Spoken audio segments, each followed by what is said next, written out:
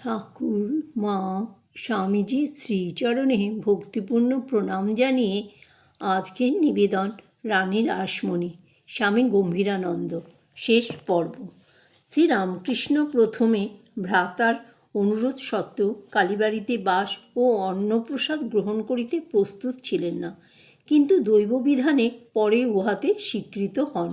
অধিকন্তু মথুরানাথের বিশেষ অনুরোধে দেবীর পূজকপদেও ব্রতী হন। এই সূত্রে রানীর সহিত তাহার ঘনিষ্ঠ পরিচয় জন্মে এবং উভয়ে পরস্পরের গুণগ্রামে মুগ্ধ হন। ইহার পর 1262 সালের ভাদ্র মাসে নন্দ উৎসবের দিনে গোবিন্দজিকে কক্ষান্তরে শয়ন করাইতে লইয়া যাইবার সময় পূজক ক্ষেত্রনাথ ভূপতিত হইলেন এবং বিগ্রহের একটি পদ ভাঙিয়া গেল। তখন সমস্যা দাঁড়াইল, নতুন মূর্তি গড়াইতে হইবে অথবা ভগ্নপদে সংস্কার করিলেই চলিবে। রাসমণির আহ্বানে পণ্ডিতগণ সমবেত হইয়া বিধান দিলেন যে ভগ্ন মূর্তি গঙ্গাজলে নিক্ষিপ্ত এবং তৎস্থলে নূতন বিগ্রহ নির্মিত হওয়া উচিত। সেই অনুসারে নূতন মূর্তি গঠনের আদেশ দেওয়া হইল। কিন্তু সভাভঙ্গ হইলে মথুরবাবু রানীমাতাকে বলিলেন, ছোট ভট্টাচার্যকে এ বিষয়ে জিজ্ঞাসা করা তো হয়নি, তিনি কি বলেন জানতে হবে। মথুরানাথ পূর্বেই শ্রীরামকৃষ্ণের ভগবৎ প্রেমের পরিচয় পাইয়াছিলেন। তাহার প্রশ্নের উত্তরে ঠাকুর ভাবাবস্থায় বলিলেন, রানীর জামাইদের কেউ যদি পড়ে পা ভেঙে ফেলত, তবে কি তাকে ত্যাগ করে আরেকজনকে এনে তার জায়গায় বসানো হতো, না তার চিকিৎসার ব্যবস্থা হতো? এখানেও সেই রকম করা হোক। মূর্তিটি জুড়ে যেমন পুজো করা হচ্ছে তেমনি পুজো করা হোক। ত্যাগ করতে হবে কিসের জন্য? রানী এই কথা শুনিয়া আশ্বস্ত হইলেন এবং শ্রীরামকৃষ্ণ মূর্তি গঠনে অভিজ্ঞ জানিয়া জামাতা মথুরানাথের পরামর্শে তাহাকেই সংস্কারের ভার দিলেন। নিপুণ হস্তে সংস্কার কার্য এমন সুসম্পন্ন হইল যে পরীক্ষা করিয়াও ভগ্নস্থান ধরিতে পারা যাইত না। অতঃপর ক্ষেত্রনাথ কার্যচ্যুত হইলেন এবং শ্রীরামকৃষ্ণকে রাধাগোবিন্দ মন্দিরে পূজাভার গ্রহণ করিতে হইল। এই সময়ে বিভিন্ন কালে কালী মন্দিরে ও শ্রী শ্রী ঠাকুরের যেসব বিবিধ ভাবের পূজা চলিতেছিল, মন্দিরের কর্মচারীগণ তাহাকে অনাচার আখ্যা দিলেও গুণগ্রাহী বুদ্ধিমান মথুরানাথের বুঝিতে বাকি ছিল না যে এই পূজারীর ঐকান্তিক ভক্তির ফলে দেবী জাগ্রতা হইবেন এবং রানীর মন্দির প্রতিষ্ঠা সার্থক হইবে। রাসমণি পূর্বেই ঠাকুরের মুখে ভক্তিমাখা সঙ্গীত শ্রবণে পুলকিত হইয়াছিলেন। সম্প্রতি শ্রী গোবিন্দ বিগ্রহের সংস্কারের পূর্বে ঠাকুরের ভাবাবেশ ও ভক্তিপূত সিদ্ধান্তের পরিচয় লাভে সে প্রীতি শ্রদ্ধায় পরিণত হইয়াছিল। তথাপি অল্পকাল পরে যে ঘটনা ঘটিল তাহাতে স্পষ্টই প্রতীত হয় যে রানীর নিজ মনে সাধনাসম্ভূত অতি উচ্চ ভক্তিভাব না থাকিলে ঠাকুরের প্রতি ভক্তি শ্রদ্ধা সেদিন ধূলিসাৎ হইয়া যাইত। রানী সেদিন মন্দিরে শ্রী শ্রী জগদম্বার দর্শন ও পূজাদি করিবার কালে তদ্বিষয়ে তন্ময় না হইয়া বিষয়কর্ম সম্পর্কীয় একটি মামলার ফলাফল সাগ্রহে চিন্তা করিতেছিলেন। ঠাকুর তখন ওই স্থানে বসিয়া তাহাকে সঙ্গীত শুনাইতেছিলেন।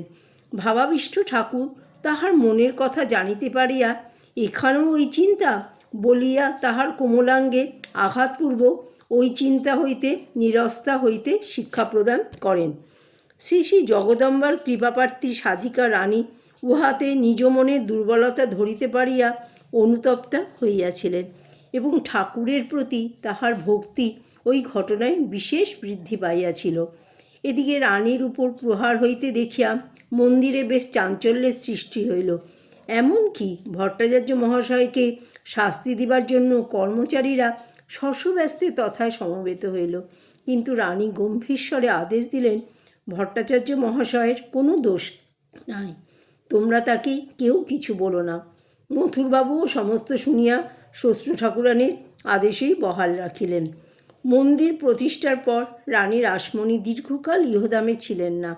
1861 খ্রিস্টাব্দের প্রারম্ভে তিনি গ্রহণী রোগে আক্রান্ত হন।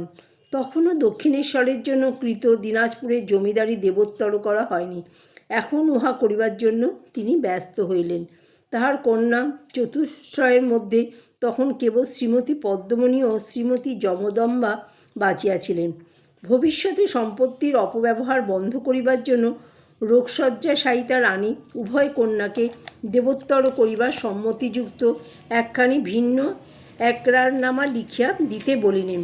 জগদম্বা উহাতে সম্মতা হইলেও পদ্মমণি সহি দিলেন না। তাই মৃত্যুশয্যায় শয়ন করিয়াও রানী শান্তি লাভ করিতে পারিলেন না। অগত্যা জগদম্বার ইচ্ছায় যাহা হইবার হইবে ভাবিয়া তিনি 1861 খ্রিস্টাব্দের 18ই ফেব্রুয়ারি দেবোত্তর দানপত্রে সহি করিলেন এবং ওই কার্য সমাধা করিবার পরদিন রাত্রিকালে শরীর ত্যাগ করিয়া দেবীলোকে গমন করিলেন। শরীরত্যাগের কিছু পূর্বে রানী রাসমণি কালীঘাটে আদি গঙ্গা তীরস্থ বাটিতে আসিয়া বাস করিয়াছিলেন।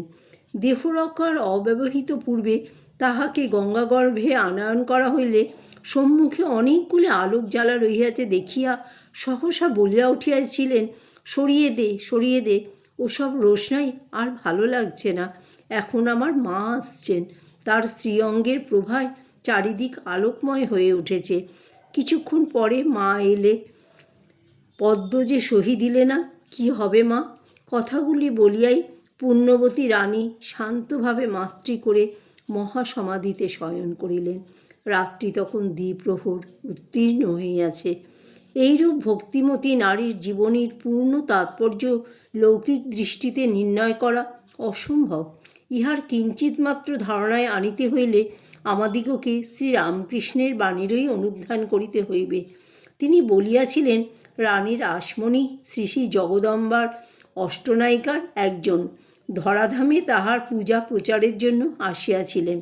রানীর প্রতি কার্যেই জগন্মাতার উপর অচলা ভক্তি প্রকাশ পাইত। জয় ঠাকুর, জয় মা, জয় স্বামীজি।